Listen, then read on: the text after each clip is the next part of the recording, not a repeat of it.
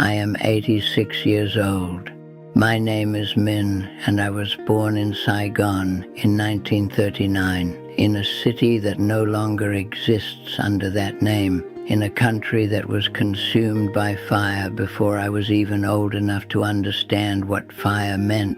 I grew up watching my father run a small trading business along the Saigon River, a man who understood money the way a farmer understands soil, not as an obsession but as a tool, something you work with your hands to grow what truly sustains you. We were not rich, but we were not desperate either. We had a home, a family, a neighborhood where everybody knew our name. Then the war came and we lost everything that cannot be replaced. And the only thing I carried out of Vietnam in 1975 when I fled with my wife Lan and our two small children was the absolute iron conviction that I would rebuild, that I would create financial security so solid, so unshakable, that nothing, not war, not poverty, not any catastrophe this world could manufacture, would ever be able to take everything from my family again. I arrived in California with $40, a suitcase, and an engineering degree from a Vietnamese university that American employers treated like it was printed on toilet paper. I worked 3 jobs in my first 2 years: dishwasher, night security guard, and weekend janitor at a bank whose lobby I would later have an office in. I taught myself English from a dictionary I found in a donation box. I studied American finance, American banking, American investment strategies on my breaks between shifts, reading by the light of a gas station parking lot when the break room was too crowded. By 1982, I had my American credentials and a position as a junior analyst at a financial services firm in Los Angeles. By 1990, I was managing a portfolio of commercial banking clients worth $200 million. By 1995, I was a senior vice president at one of the largest financial institutions on the West Coast, with a salary that would have seemed like a hallucination to the man mopping floors in that bank lobby 20 years earlier. What I built was genuinely extraordinary. And I want you to understand that before I tell you what it cost, because the cost only makes sense in proportion to what I sacrificed it for.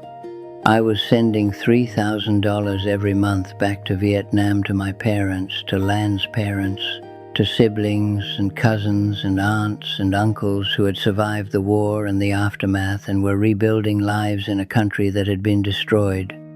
I was carrying 20 people on my back, financing their futures out of my salary, and it felt right and necessary because I was the one who had escaped and they were the ones who had stayed behind. I bought my parents a house in Ho Chi Minh City in 1988. I funded my nephew's medical school education. I provided the capital for my brother's small business loan when the Vietnamese banks wouldn't extend him credit. I was the family bank, the family insurance policy, the family's entire financial infrastructure, and I wore that responsibility like armor because it kept me from having to feel anything else. But while I was being the bank for everyone in Vietnam, I was absent from the home I had built in America. Lan raised our children, Danny and Sophie, almost entirely alone, while I worked the hours that my career demanded, and then the additional hours that my guilt demanded on top of that. Guilt is expensive, you see. When you have survived something that others did not survive, when you have escaped while others remained, you pay for that escape every day for the rest of your life if you're not careful. I paid by working. I paid by sending money.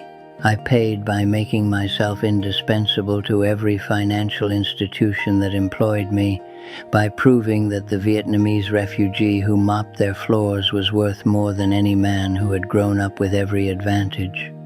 I was paying a debt that could never actually be paid off, which meant I was always working, always striving, always absent from the dinner table where my children were growing up without me. Danny was a quiet boy who loved drawing. He filled sketchbooks from the time he was 5 years old, these extraordinary detailed drawings of dragons and mountains and imaginary cities, and Lan used to put them on the refrigerator and tell me about them on the phone when I called from business trips. I said the right things, that's wonderful. Tell him his father is proud, but I never sat down with him and actually looked at the sketchbooks, not once. I was too busy reviewing investment portfolios, too busy preparing presentations for banking committees, too busy building the financial security that I believed would be my greatest gift to my children. Danny became an architect, which I now understand was his way of building something real with his hands in a family where his father was always somewhere else building something abstract with numbers. He's 52 now. He's successful and kind and completely self-sufficient, which is exactly what you become when you raise yourself. Sophie was different from Danny, louder, angrier, less willing to absorb absence without responding to it. She called me out regularly as a child, the way only daughters can, with a directness that cut through every justification I offered. When she was 12, she told me that our house felt like a hotel that her mother ran and her father occasionally checked into. When she was 15, she told me she didn't want any more money for her birthday. She wanted one weekend where I didn't check my pager. I never gave her that weekend. There was always something urgent, always a market fluctuation, or a client crisis, or an insurance deal that needed my attention immediately. I told myself she would understand when she was older, that she would appreciate the financial foundation I was building for her future. She is 50 now. She understands. She just doesn't feel anything particularly warm about it, the way you can understand something intellectually without it touching your heart. Lan stayed for 31 years. She stayed through the 8 zero-hour work weeks and the missed anniversaries and the holidays I worked through and the vacations I ruined by bringing my laptop. She stayed because she understood, perhaps better than anyone, what we had escaped from and what I was trying to build against. The specific terror of having nothing that drove me forward every day. She understood the wound, but understanding a wound doesn't make it hurt less when it keeps opening. She left in 2006, quietly and without drama, the way Vietnamese women of her generation handled everything with grace and without spectacle. She told me she was 62 years old and she had spent 31 years being married to a man who treated his career like his primary relationship and his family like a financial obligation. She said she deserved to spend whatever years she had left actually being someone's first choice. She was right. I had never once made her feel like the most important account in my portfolio. I retired in 2008. And the financial crisis hit the same year, which was a kind of cosmic joke. I had spent my entire career building financial security, and I retired just in time to watch the global financial system nearly collapse. My personal finances were fine. Diversified portfolio, solid insurance, excellent pension, 401k that recovered within 3 years. The institution I had spent 20 years building survived the crisis better than most, which was a source of professional pride that lasted about a week before it gave way to the deeper question of what any of it had actually been for. I sat in my house in Los Angeles, financially secure beyond anything I could have imagined when I was mopping floors in that bank lobby, and I tried to locate the feeling of having built something that mattered. I found professional accomplishment and personal emptiness in roughly equal measure, which is not a combination that comforts a man at the age of 69. I tried to rebuild relationships with Danny and Sophie after I retired, and what I discovered is that you cannot schedule closeness the way you schedule a board meeting. I called Danny and suggested we travel to Vietnam together, that I show him the city where I was born, the river where my father had his business, the streets I had fled in 1975. He said he was busy. He said maybe next year. He said it the way I had said those words to him for 20 years when he had wanted my time, and the symmetry of it was painful beyond description. Sophie was warmer but more guarded. She had learned to protect herself from my absences, and that protection didn't dissolve simply because I had retired and suddenly had availability.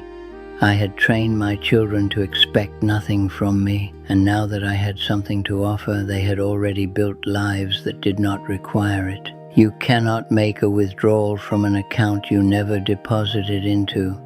I had given them financial security and emotional distance for 3 decades, and now I was trying to rebalance the portfolio far too late. My grandchildren are the ones who finally taught me what I had spent my whole life getting wrong. Danny's daughter Lily started coming to visit me every Saturday after Lan and I divorced. Lan had arranged it, characteristically generous even after everything, and she was 7 years old and completely unimpressed by my career achievements.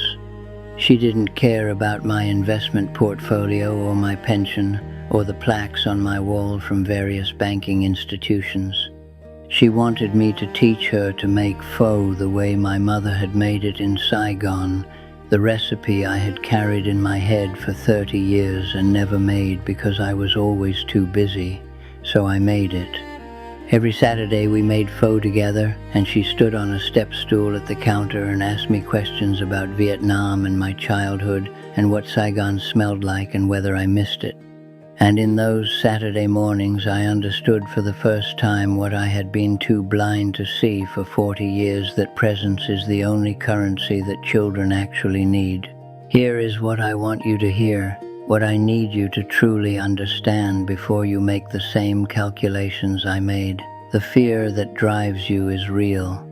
The need for financial security is real, especially for those of us who have known what it is to have nothing, to lose everything, to start again from zero in a country where nobody knows your name or your story. I am not dismissing that fear. I am telling you that if you let it, that fear will run your entire life. It will justify every absence, excuse every missed moment, rationalize every choice that puts financial security above human connection. My father ran a trading business along the Saigon River and came home every evening for dinner. My mother knew every one of his customers by name. They lost everything in the war and rebuilt it twice, and neither of them ever once made their children feel like a lower priority than their bank account. They understood something about wealth that took me 86 years to learn. So here is my challenge to you. 3 things I wish someone had sat me down and told me 40 years ago. Number 1, the money you are earning is supposed to be in service of a life, not instead of one. Look at your schedule this week. Look at your bank statement. Look at your investment account and your insurance premiums and your savings goals. Now ask yourself, what is all of this for? If you cannot name specific people who will benefit from your presence, not your money, your presence, then you have lost the thread. You are working for abstract security instead of concrete love. The financial institutions will keep your money safe. Nobody is keeping your relationship safe while you're at the office. Nobody is maintaining those connections on your behalf.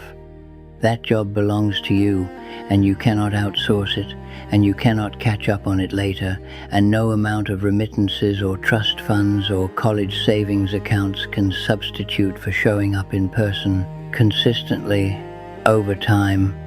Number 2, call your family in your home country, not to send money, not to manage their problems from a distance. Call to listen. Ask your mother what she had for breakfast. Ask your father what the weather is like. Ask your siblings about their children, their neighbors, their ordinary days. I spent 30 years calling Vietnam to transfer money, to manage financial emergencies, to be the family bank, and I rarely just called to talk. When my father died in 1997, I realized I had missed the last decade of his life while being completely financially present in it. I knew his account balance, I didn't know what made him laugh in his final years. I didn't know what he was afraid of. I didn't know if he was happy. I had funded his life without inhabiting it, and that distinction between funding and inhabiting is the difference between providing and loving. They are not the same thing. One leaves people fed and the other leaves people whole. Number 3, make peace with the fact that you cannot outrun what happened to you. I spent 40 years building financial security against the terror of 1975, against the memory of losing everything, against the specific vulnerability of being a refugee with nothing. I built walls of money and career achievement and professional status, and none of them touched the fear that drove me, because the fear wasn't actually about money. It was about loss, about helplessness, about the particular horror of watching everything you love disappear. You cannot protect yourself against that kind of loss with an investment portfolio. You cannot insure yourself against grief. The only real protection against losing the people you love is to be fully present with them while you have them, so that when they are gone, you carry memories instead of regrets. I have excellent insurance for everything that can be financially protected. I have no insurance against the regret of the years I spent in offices while my children were growing up and Lan was growing older and my parents were growing tired. I am 86 years old, my knees hurt, my eyes are not what they were. The Saigon of my childhood exists now only in my memory, and even there it is fading. The way things fade when there is no one left to remember them with you. But every Saturday Lily comes to my house and we make pho together. She is 14 now, and she has started bringing her friends, and my kitchen fills up with teenagers who eat everything and talk too loudly and leave the counter messy, and it is the most alive my home has felt in 30 years. This noise, this mess, this presence is the wealth I should have been building from the beginning. Not the portfolio, not the pension, not the 6-figure salary that impressed people whose names I can no longer remember. This. If you take nothing else from these words of an old man who learned everything the hard way, take this: go home, be present, make the pho, make the noise, make the mess. The bank will manage your money while you're gone. Nobody else can manage your love.